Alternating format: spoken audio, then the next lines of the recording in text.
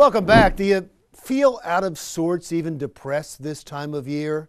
It could be something called Seasonal Affective Disorder that happens like clockwork every year this time of year. Jersey Matters' Sherry Karabin has more. Larry, the symptoms of seasonal affective disorder can range from depression and sleeping problems to changes in appetite or weight.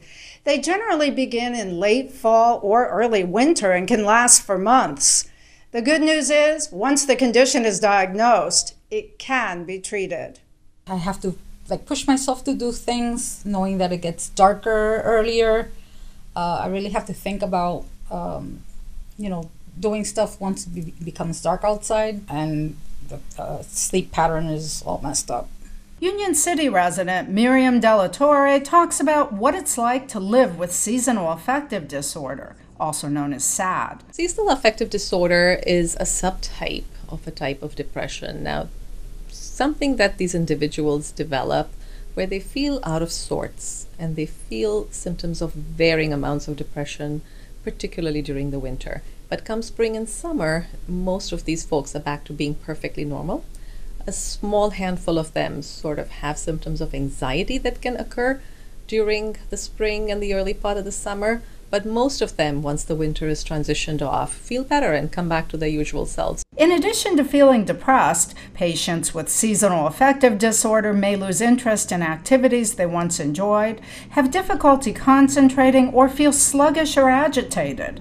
The symptoms usually begin in late fall or early winter as the daylight hours decrease and we spend more time in the dark. Lack of light has a lot to do with it. Lack of light has to do with it to the point that when we've had studies done, they've noticed that the incidence of something like seasonal affective disorder in our part of the world where we live can be up to 2%. But in folks that live in, say, Finland, in Alaska, as you get away from the equator, the incidence could be as high as 10%. And it all has to do with light, because obviously in our part of the world, the sun sets early, but in their part of the world, they probably see no more than 4 hours of sunlight all day long. In Delatorre's case, she started noticing the symptoms about 2 years ago. Describe what it feels like as the time goes on. The depression is there. I seem to try to work it out, but I do feel like it is getting worse. She's not currently in treatment, but is exploring the options, including one of the most popular ones, light therapy. The most important type of treatment that I think and that I like to prescribe is light therapy, because ultimately at the end of the day, it's the lack of light. So the question is, how to expose them to bright light.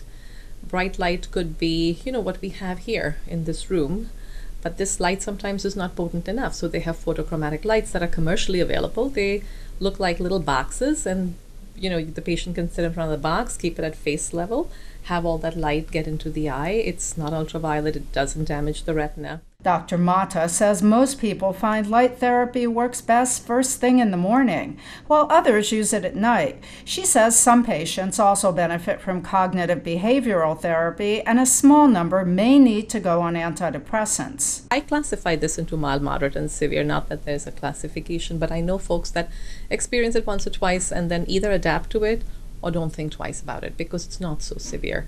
We're focusing here on the folks that have it severe and have it annually and yearly, who almost anticipate this happening. So if it's the severe variety, I have no issues with using a little bit of an antidepressant on some of these folks. But before any treatment can begin, the condition needs to be diagnosed. Doctors say if you're experiencing increasingly severe depression or mood fluctuations that seem to come and go with the changing of the seasons, it may be time to talk to your primary care doctor or contact a sleep specialist. Reporting from Jersey City, this is Sherry Karabin for Jersey Matters. Thank you, Sherry. Still to come on Jersey Matters.